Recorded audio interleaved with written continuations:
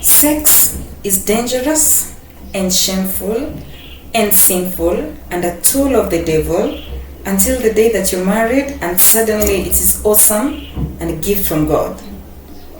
This is a statement that so many of us want our teenage girls to believe. But is it true? Good morning and a warm welcome to Parent Room. My name is Teacher Sheila, and I'm here to continue with a series of problems that teenage girls face in our society today. The statement that I just read above was written by one writer, and it got me thinking about a lot of things. Now, as parents, we expect our children to know, just pick up the analogies that we give them about life, about sex, about relationships, and about everything in general. But sometimes I do wonder, have we ourselves as parents demystified that concept and got to learn exactly how we can explain it to our children so that it comes to their level and makes sense to them? Now let's look at the first part of this statement, which says that sex is dangerous and shameful and sinful. And now when you look at sex in itself, I don't think it's bad. Sex is good. Sex is a gift from God, and sex makes us feel good. Now you see, that is where the problem is, because the human body is wired to experience pleasure, and our teen girls have been wired the same way. Now, two problems present themselves when it comes to this.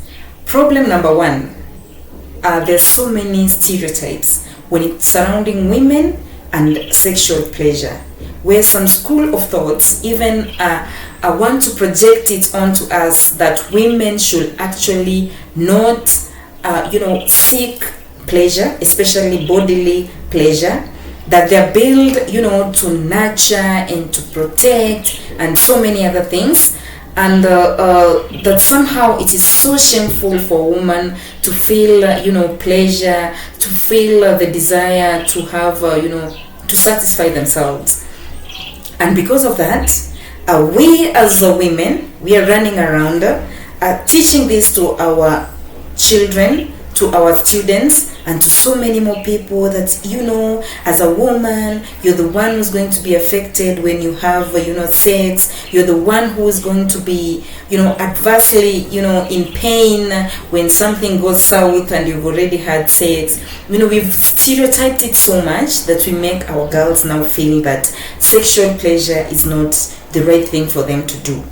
And apart from that, again, when it comes to sex, we are told that, as women, that our bodies should be pure and our bodies shouldn't be engaged in any of these, pleasurable and sinful acts that men are engaging in. So again, as a teenage girl, she's going to be asking herself so many questions, which is, why are the men allowed and I'm not allowed? You see, as a parent, the way you're handling your children, that is your male and your female children, differently when they have engaged in sexual activities, when they're engaging in pleasurable activities, leaves your teenage girl with questions. They feel, trapped. They feel that they should be doing something that they're not being allowed to do. And all of those things now bring our girls up to this place, because the question is, if you're allowing your teenage boy to engage in sex, who are they going to engage in sex with? Because sex is a two-way traffic. It's in most cases, it involves a girl and a boy, a female and a male. So your male child is going to engage in sex freely, while your female child is going to hide themselves when engaging in sex. And that is basically what you're saying from what you're presenting yourself. And again, when you look at sex, sex is not supposed to be shameful, and sex is not supposed to be sinful when it is done in the right spectrum. So when you go around teaching your sex about stereotypes around the shame of having sex, they're going to do it secretly, which is now going to make it even more dangerous. So when you're talking to your teenage girl about sex and stereotypes surrounding sex, surrounding masturbation, pornography, and even self-harming habits in a bid to seek bodily gratification, how are you supposed to go about it? So the first thing is, when you're talking to your girl about sex, do not go mentioning about sex and sexual chastity and in the context of shame, in the context of sin, in the context of danger, because your teen girl does not care. She does not care about what you think.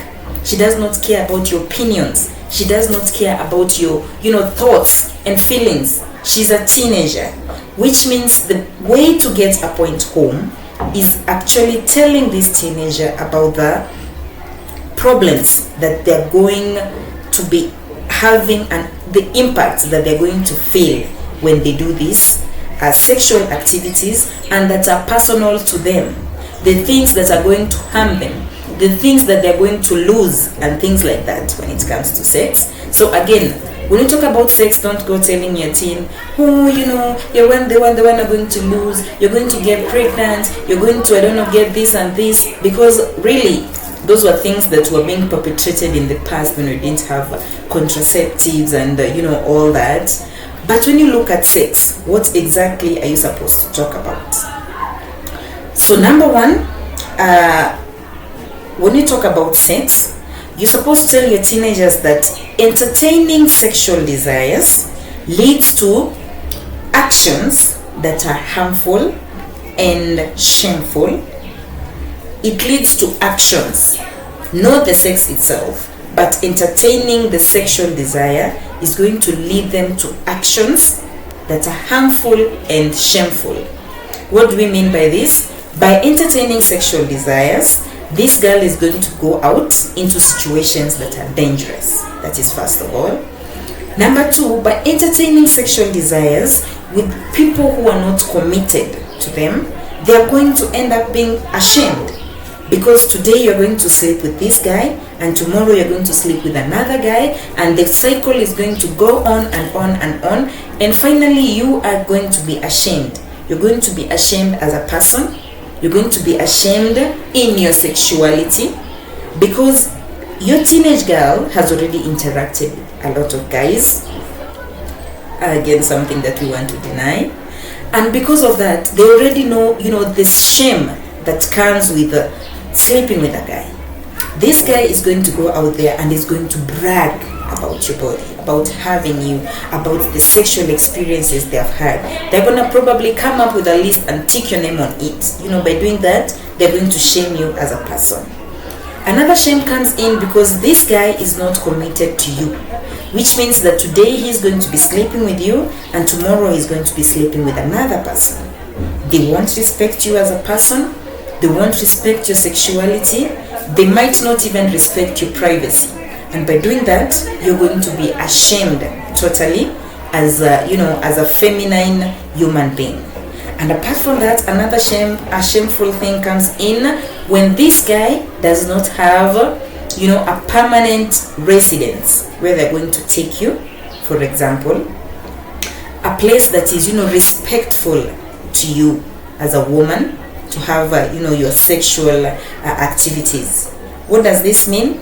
They're going to be pushing you into bushes, especially in Africa. I don't know about other places in the world.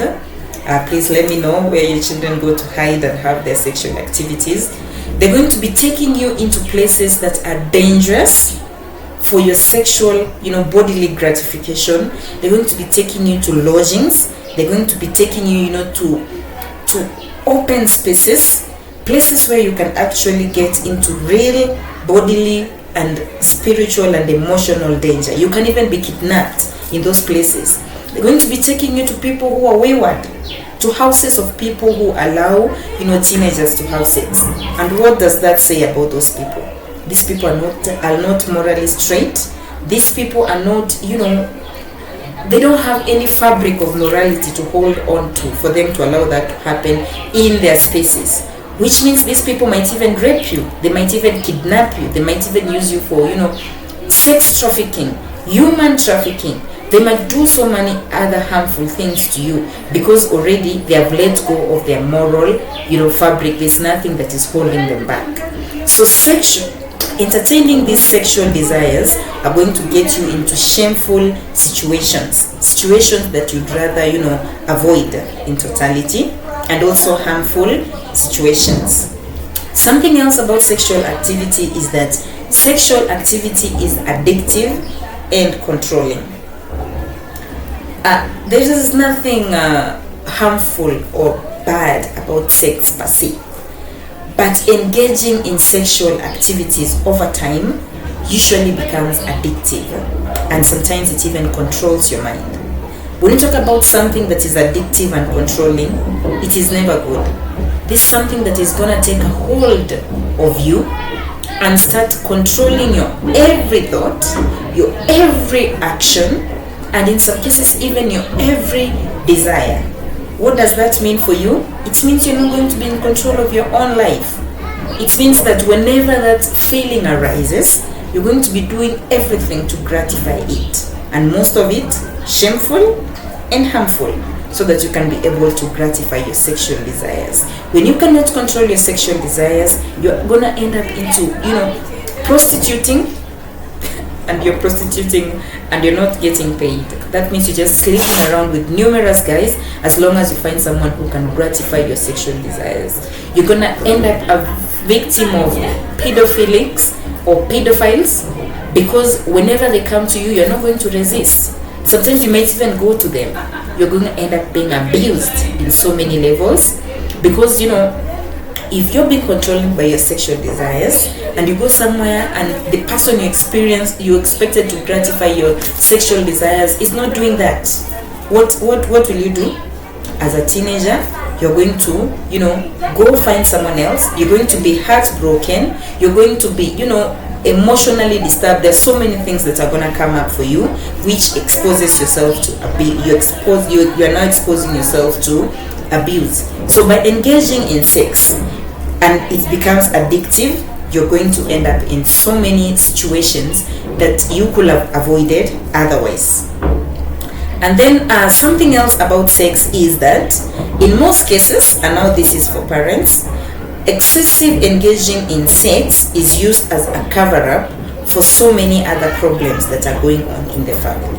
In the last episode, we talked about, teenagers engaging in excessive sex so that to cover up their emotions. Emotion number one is not feeling loved in the home. So they go out there because they're lonely and they feel isolated. So they go out there looking for people, who can just numb that feeling for a minute. And by doing that, these teenagers are going to end up in harmful sexual desires.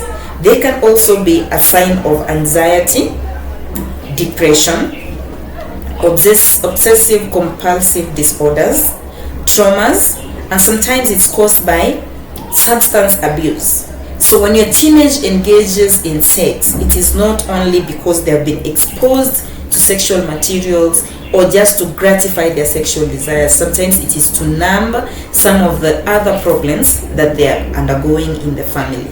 So what are you supposed to do? You're supposed to, come up with ways of solving the problems that your teenagers are facing, so that at the end of it, they feel more comfortable at home, they feel loved, they feel, like they are in unison with the family, they're in rhythm, they feel, connected and accepted in the family. And by doing that, they won't have a need to go out there and find people to fill up those needs. And as we always say, those people are never good. When your child goes to someone, explaining to them, crying to them, my mother is so harsh, my mother doesn't provide me with this, my mother doesn't provide me with that.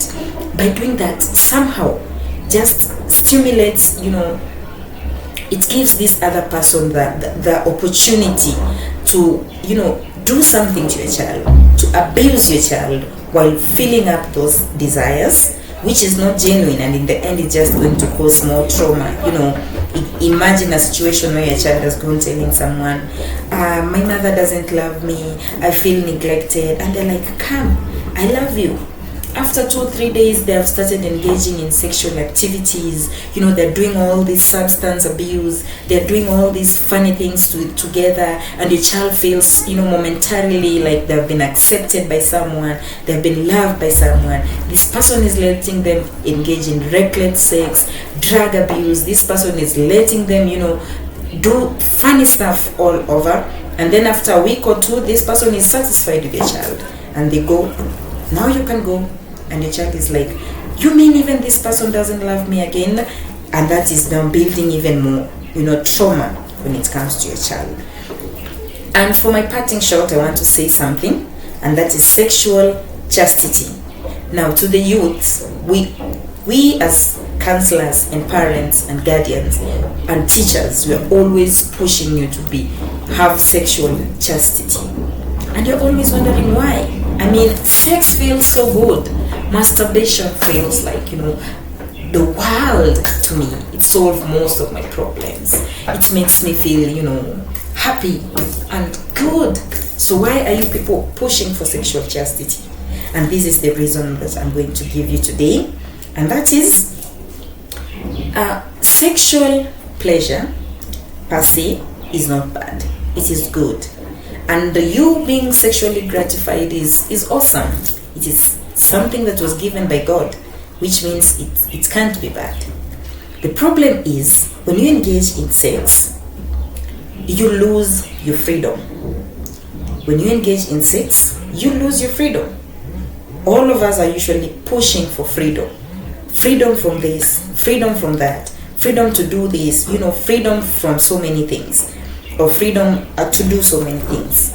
But when you engage in sex, you lose your freedom, and what happens is you are swept under the rug of sexual immorality. All the sins that come with sexual immorality are now binding you. You're not free to engage, starting from something like, you're not free from worrying about pregnancy, worrying about diseases, and sometimes even worrying about death. You go having sex with someone and they start threatening you and telling you, if you tell this and this is going to happen to you, you are scared all the time. So that is the first freedom that you lose. As a teenager, you have the power to be, just free to just, live, to enjoy life and everything. So the moment you engage in sex, this freedom is taken away from you. That means that now you are scared and you're so carved up inside, and you're afraid that, you also lose your most of your self-esteem. Now you're scared that someone will know, someone will see through me. My parents might find out, which means you're not so closed up in yourself, you're so lost in yourself, you're all the way down thinking, oh my God, what if they find out? What is going to happen to me? What if my boyfriend just comes knocking on the door? What if my boyfriend leaves me for another person? What if my boyfriend finds someone better? What if my boyfriend this? What if my boyfriend that? What if my parent this? What if my teacher's this? And because of that, now you have no freedom for yourself. You cannot live, you cannot be free, you cannot engage in anything, because now you feel, oh my goodness. And that's because of that you're now going to be involved with people who have done the same thing as you have done. You find like a group of people who have already engaged in sex, and you are there and you're bashing each other up, and you're telling yourself, oh, it is right, it is our time, it is our generation. But really what you're doing is you're trying to find yourself some little freedom with these people, because in a normal situation and for a normal child, you shouldn't have done what you did in the first place. So sexual chastity basically just gives you the freedom to live, the freedom to love, the freedom to engage, the freedom to be yourself, the freedom to open up, because even if someone knows me deep down inside, they're not going to find anything bad or anything wrong that I did. So what I'm going to tell you is sex is not bad, but sex is going to deprive you of a lot of things. So before you engage in it, just think wisely. Thank you for listening to me. Please subscribe to Parent Room. Please subscribe to my channel and let us grow together so that we can know how best to help our teenagers. See you in the next episode and have a lovely day.